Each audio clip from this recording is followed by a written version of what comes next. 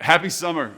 Thank you for tuning in to City Church's On Demand messages. My name's Josh, and I'm so thankful, and we are so thankful that you are leaning in with us whenever you're watching this and wherever you're watching this from. In fact, if it's your first time, we'd love for you to text new to the number on the screen right now. We got a free gift for you, and we would love to connect with you. Also, if you need prayer, we would love to pray with and for you for whatever's going on in your life. We'd love to join in with you, and so you can text next to the number on the screen. We are in a series this summer called Summer Love. And what we're doing is we're looking at a specific passage in the Bible that kind of expounds on what love actually is. And so each week we are walking through a different part and portion of that idea. And so we hope that you're encouraged and challenged by this message. If we can do anything for you, we hope that you will reach out to us, and we'd love to connect with you. Again, have an incredible day. We hope that you are encouraged by this message. This summer, we have started a series called Summer Love. Now, if you were with us about 2 weeks ago, I got the opportunity to teach, and I remember Josh coming to me and saying, hey, we want to do this series on summer love, and I was like, what? Summer love? Because my idea, when I think of summer love, is going back to like when I was a teenager and we went to camp, and we traveled to another state, and you went to this other state, and there were girls from other churches there, and you got to know them, and there was summer love. And my experience was I exchanged addresses with a girl. She sent me this letter. She sprayed perfume on it. I talked about this a couple weeks ago. And then I did absolutely nothing in return. And so that is not love. That is a terrible example. So when I thought about summer love, I was like, dude, I don't know. My experience with summer love is maybe not something that we should have people experience. But what we've done is we've jumped into 1 Corinthians chapter 13, and this is the love chapter. It's one of the most read verses from this chapter at weddings. If you've been a part of any type of wedding, you've probably heard some of the passages from this chapter. And so Josh unfolded in the first week that this was, it's great that we read it at weddings, but this was not its original intent. 1 Corinthians chapter 13 was originally written to the church because in chapter 12, they were doing all these things. They had all these accolades. They had all this stuff going on, but they were missing something. And that something, according to Paul, in the next chapter was love. He said you could have it all and not have love, and you're completely missing everything. And so the first week, Josh unfolded for us that in order to express love, we must experience love first. And that love that we experience is Christ's love. And then I got the awesome privilege to teach on patience. So we jumped into love is patient. Now, if you were here with us a couple weeks ago, how many of you, after that Sunday, your patience got tried that week? Anybody? Because mine did. It was like, okay, we talked about patience, and apparently it's going to happen this week. And so love is patience. My love being patient was tried that whole week. I got to experience that firsthand. And then last week we had a great group of men for Father's Day, and they were up here, and we talked about love is kind. We talked about God's kindness and how he calls us to kindness. Didn't they do an awesome job? It was cool just to hear from different people last Sunday. Really enjoyed that. And so this Sunday, we kind of begin to shift a little bit because we've learned these things the last couple weeks that love is. And this morning, I want to kind of push us into this space by asking you, how would you finish this statement? When I love someone, I hope that, fill in the blank. When I love someone, I hope that they love me back. I feel better. They feel good. When I love someone, I hope that, what is that finished piece for you? What is that finished part for you as you think about that statement? Let me be honest with you this morning, all right? This past Thursday, celebrated 16 years of marriage with my wife. Yes. She needs a hand. Give her a big hand. We dated for 4 years, so she has been with me for 20 years, which is crazy to think about. I tell people that 16 years of marriage, it means that we're finally driving now. Like we got our license. Like if you think of it in terms of our life, like we're just now learning to drive. So we are still growing in our relationship. But if I was honest with you, there have been pieces and parts and paths in my life as a husband where I have loved my wife hoping that I would receive something in return. Have you ever experienced that in any type of relationship, spouse, family, kids, working, where you love, right, and in return, what do you want? Something back. There's been moments in my life where I was like, I'm going to do the dishes. And I'm saying it because I want to love my wife, but really in return, I want something. I want to look like the good husband. In that moment, I don't really want something for her. I want something for me. If you're here, I'm going to assume that you can probably understand this, maybe in your marriage, your relationships with your kids, your family, your neighbors, your workplace, even strangers. Because if we were real, we would be honest and say that life and love look a lot like this. What's in it for me? What's in this love for me? Not just marriage or kids, but just how we love others in general. All people. Because today we pick up in our Summer Love series and we find we have moved from what love is to now what love is not. So love equals in our first two, patient and kind. Now, love is not this. These are things that love does not possess. And some of you could probably stand here today and give testimonies of what love is not. You might be able to stand and say, the socks you leave on the floor and you want me to pick up, that's not love. Or maybe your kids when they don't respond, that's not love. We could probably give a lot of examples of what love is not. When my coworker puts their work on my desk and expects me to finish it, that's not love. We could give examples after examples of what love is not. And so here's what we find in our text today. 1 Corinthians chapter 13, verse 4, the second part. Love does not envy or boast. It is not arrogant. Because here's what we visualize. We visualize this, that as I love someone, so here's you today. Congratulations, you made it today right here. Here's what we visualize, that as I empty myself into someone else, as I love them, others, whoever this others may be, all people that I encounter, my thought process, my nature is that as I empty myself into them, that what happens? I'm going to get it right back. That whatever I pour into someone else, they're going to pour back into me. I give and I get. And so in this passage, Paul is going to begin to unfold how that should look a little different. Love does not envy or boast. It's not arrogant. If we took these pieces and we put these three pieces together, the best way to lay them out would be to say, my love for others is not about me. My love for others is not about me. But this is counter to everything that we honestly hear. And let's be realistic, probably everything that we feel. Because everything that we feel, everything that we see, a lot of times it is love is about me. If I give of myself, I want something in return. And here's the really crazy cool part, is this, as Paul, just like we've talked about in the last couple weeks, as Paul writes this to the church, he writes it as he's experienced it. And so as he's telling them to love, it's just not this blatant, like, here's what love is. He's experienced it. And so we've learned in that first week that in order to express love, we must experience.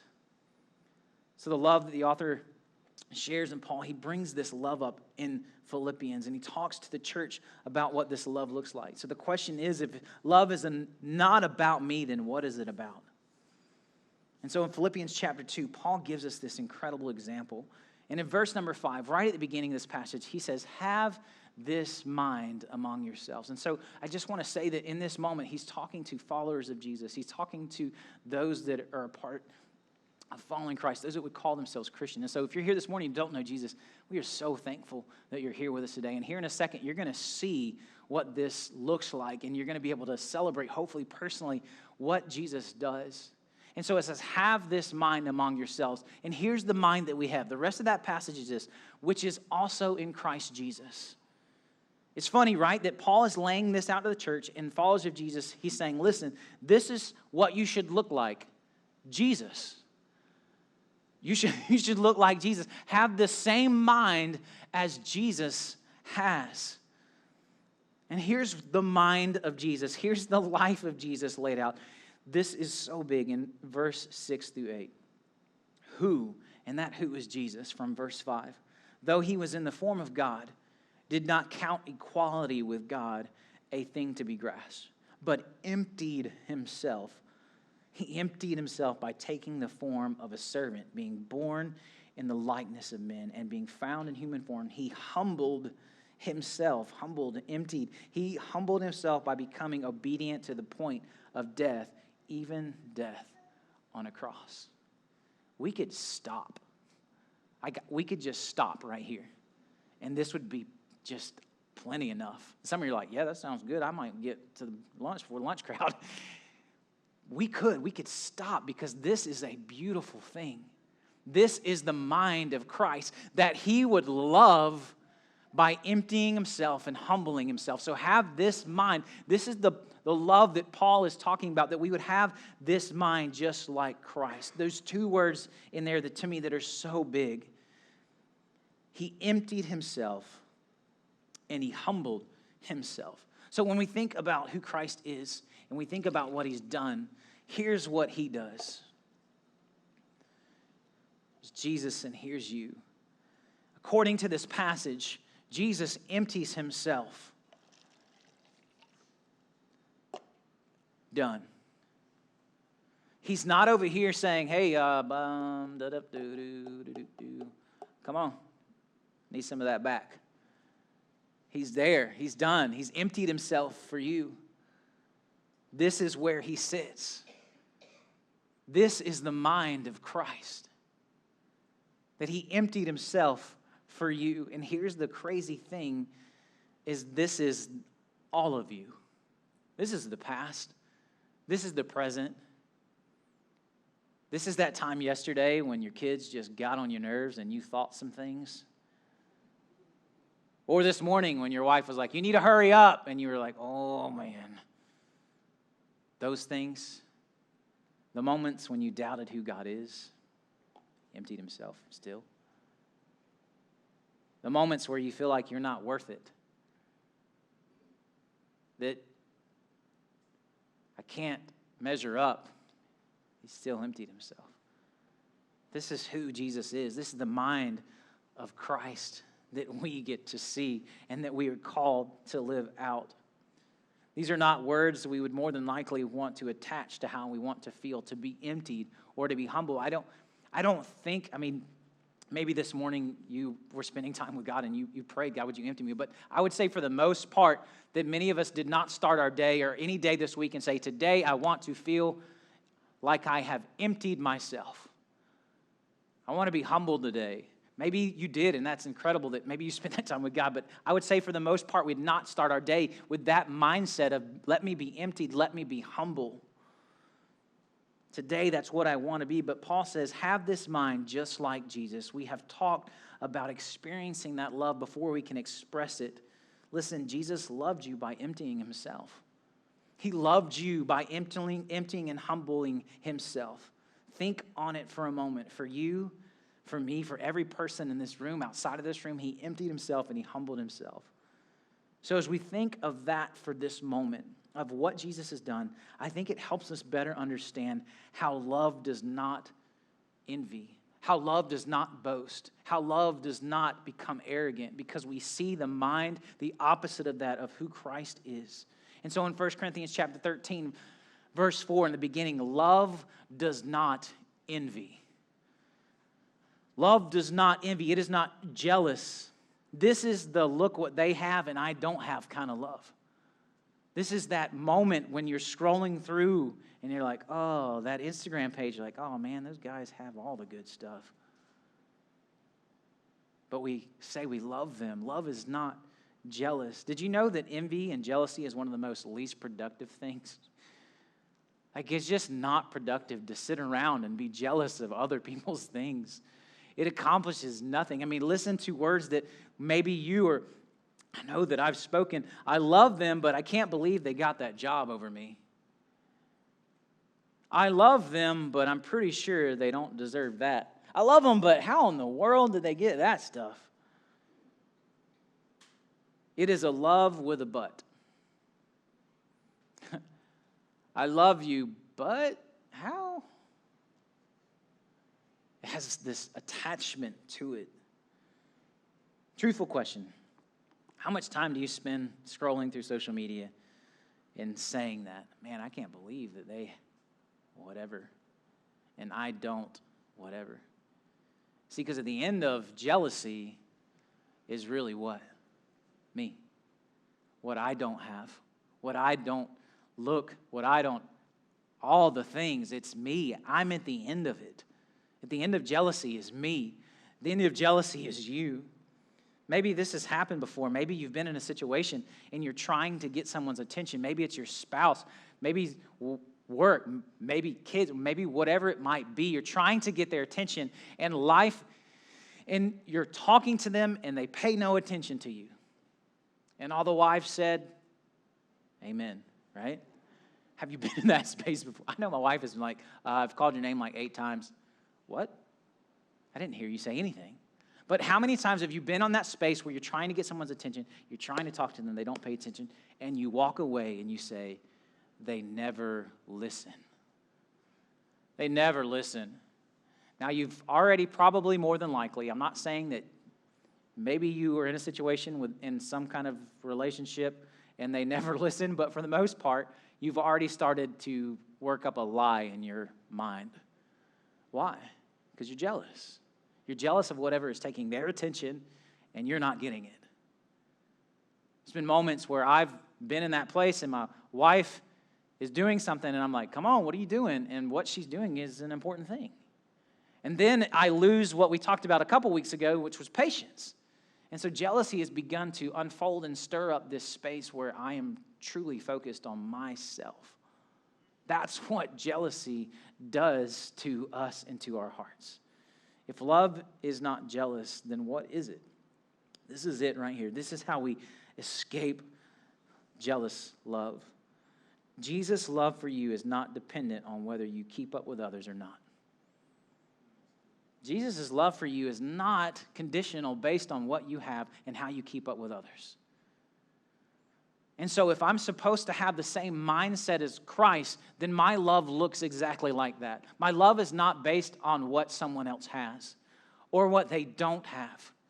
My love is not based on their background. My love is not based on their race. My love is not based on their social status. My love is not based on how many followers they have on social media. My love is truly just based on the fact that I'm called to love them just like Jesus would love them. Jesus' love for us is not dependent on whether we keep up with others or not. The good, the bad, He loves us, period. If this is the case, that's the attitude that we have in Christ. My love should not be based on what others have and I don't have. Not based on my feelings. Jealousy will never allow you to live freely. When you love without jealousy, something really cool happens. This morning when we were here in first service, and just a second ago, you got to see the picture of Annalie. When we love without jealousy, we celebrate with others. We celebrate when they get the promotion. We celebrate when they accomplish something. We celebrate the things that happen in their life. It frees us up instead of driving us to other things. Jealousy is something that we are called to move away from and have the same mindset as Christ had. His love for us was not dependent on whether we keep up with others or not. Love is not jealous or envious, but also there's more. It says in verse 4, love does not envy or boast, and it's not arrogant. Our two loves here, our two love and the way it's not are very similar. If we were to take these two things and we were kind of putting them together, even the first one, these two things really could be summed up in one word, and that word is pride. That word is just big capital pride, P-R-I-D. These are the look at me loves. Look at me loves. Look what I did. Look at me. I'm going to just kind of share all the things and be honest with you this morning. As a father, I have 4 boys, one that's 26, he's adopted, and I have a 12, 8, and a 6-year-old. That's hard to remember. Bless you, parents, for remembering stuff like that. Can I just for a second, see, our love is not about us. There have been moments and situations where with my kids, I have sat them down and said, today, you're going to behave. Should they? Yes. Going into a public situation, that is my thought process. Today, hey, you're going to behave. You're going to be good. What is my end game in that space? I want to look like a good father. I want to look good. You do what you're supposed to do so daddy looks good. You act this way so daddy looks good. My love is arrogant. It is boastful. It's about me. Meanwhile, my kids are trying to figure out, Daddy loves me, but in the little corners of the room, he's going, don't touch her, be quiet. Did you hear me? You know, you're doing that like raise your voice, but somehow you're staying quiet.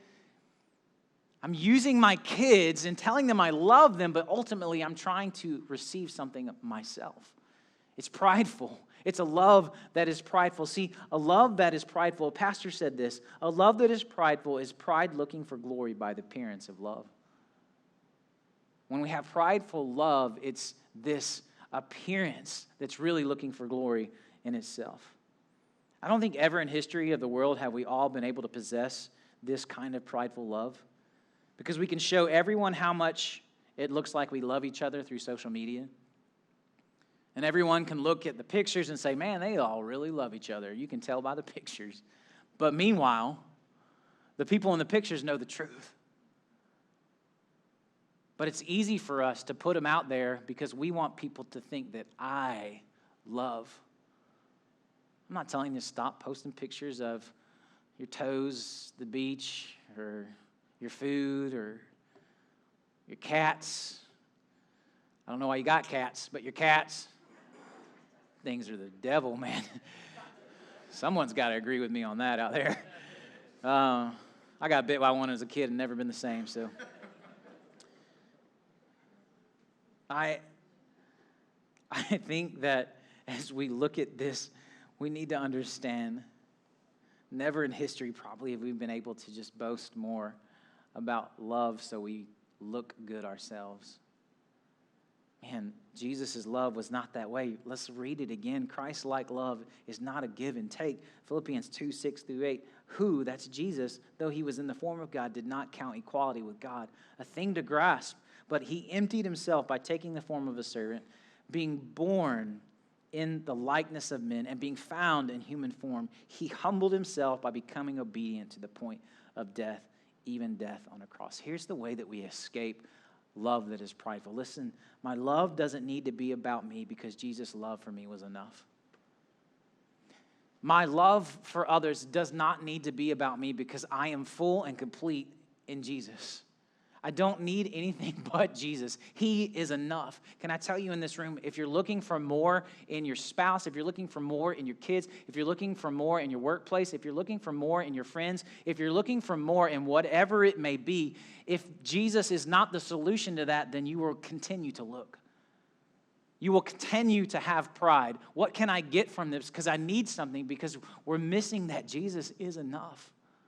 When Jesus is enough, my love becomes more about Jesus and less about me. Pride falls when I realize that my name isn't necessary and the name of Jesus is enough. His name is enough. Because let's be honest, everyone tells you that one day you're going to fall in love and you're going to be what? Happy. It's what you need. I tell you the honest truth, I've been married for 16 years. The happiness that I receive in my marriage is not because of my wife. It's because of Jesus. Through my wife. That is the founding piece. Can I tell you something this morning? That love in your work, it's not wrong to love your work, but if you're looking for enough from your work, if it's not working as it's working for Christ, it's going to be empty. And it's going to be about you. How much higher can I move up? How much more can I get? Pride falls when we realize that my name isn't necessary and that Jesus' name is enough. See, love can work anonymously. It doesn't have to have the limelight or the attention to do a good job or to be satisfied with the result. Love gives because love loves to give.